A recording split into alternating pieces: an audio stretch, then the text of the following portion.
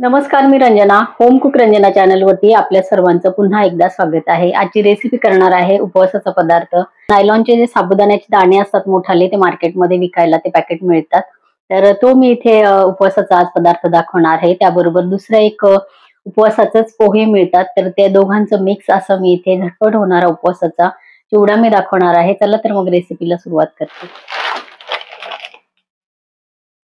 हे असे नायलॉन साबुदाण्याचे हे पॅकेट मिळतात. झटपट हा आपण चिवडा बनवू शकतो. बघा, हे पण उपवासाचेच पोहे आहेत. हे त्याच्यामध्ये थोडेसे घालायचे आहेत.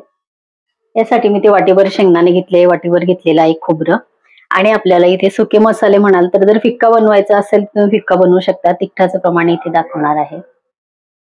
हे तळण्यासाठी आपल्याला तेल लागणार आहे. तेल मी गरम करत ठेवलेलं आहे. तेल व्यवस्थित आपल्याला कडकडीत गरम करायचं आहे. साबुदाणा आहे त्यामुळे कमी गरम तेलामध्ये जर टाकलं तर ते वातडल्यासारखे होतील आणि नंतर थंड झाल्यानंतर ते नरम पडतात. त्यामुळे व्यवस्थित तेल आपल्याला गरम करायचंय. तेल आपलं गरम झालं का बघूया.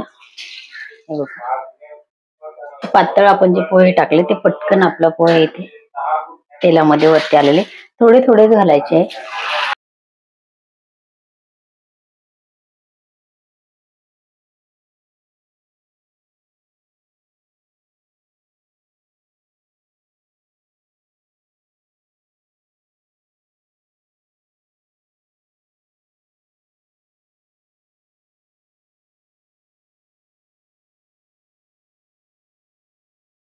तर पोहे आपले तळून झालेले हे बघा.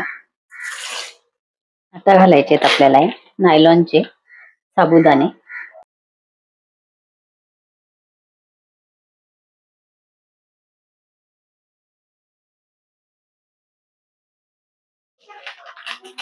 गॅस मी फुल ठेवलेला आहे. फुल गॅसवरतीच आपल्याला हे तळायचं आहे, तेव्हा व्यवस्थित आपल्याला हे तळता येतात.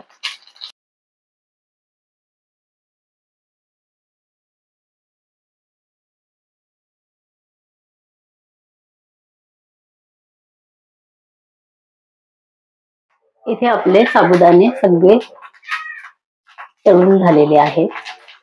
आता आपल्याला शेंगदाणे तळून घ्यायचे. थोडस जे खोबरं आहे ते मी याच्यात तेलामध्ये टाकले. तेल जास्त आता मी कढईमध्ये घालत नाही.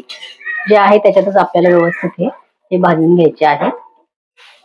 शेंगदाणे मी भाजून ठेवत असते, एकदम कुरकुरीत खमंग फक्त याच्यामध्ये घातलेले आहेत. आता हळद आपल्याला याच्यामध्ये घालायची नाही. जर मुलांसाठी तुम्ही हे जे पातळ पोह्यांचं मुलांसाठी करत असाल तर तुम्ही हळद घालू शकता, अन्यथा उपवासाला हळद चालत नाही, आपल्या सगळ्यांना माहिती आहेच. यातले मी आता पातळ पोहे तुम्ही जर या साबुदाण्याच्या चिवड्यामध्ये टाकून करणार असाल तरी मिक्स करू शकता. मी इथे पातळ पोहे बाजूला वेगळे तळून ठेवलेले आहे. त्याचं स्पेशली मला हिंग हळद घालून आणि माझ्या नातीसाठी चिवडा बनवायचा आहे, तो मी इथे दाखवते. खोबरं आणि शेंगदाणे आपले व्यवस्थित झालेले आहेत. तर ही कढई मी आता बाजूला ठेवते.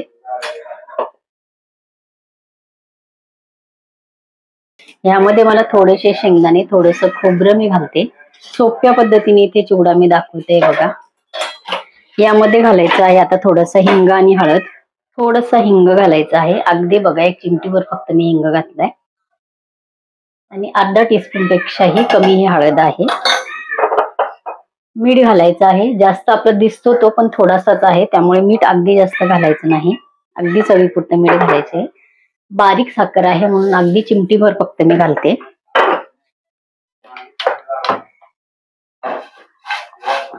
थोडा वेळ फक्त मी गॅस सुरू ठेवणार आहे.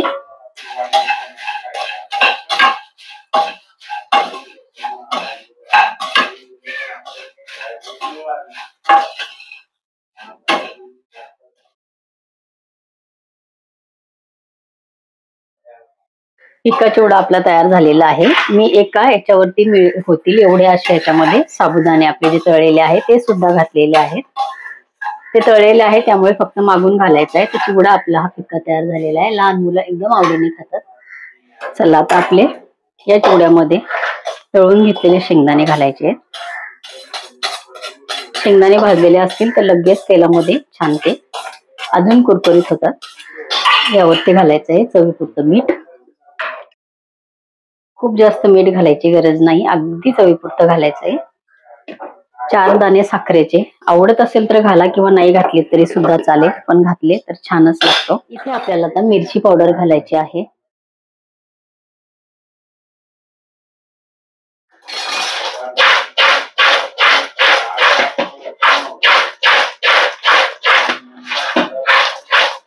आपला चिवडा इथे तयार झालेला आहे.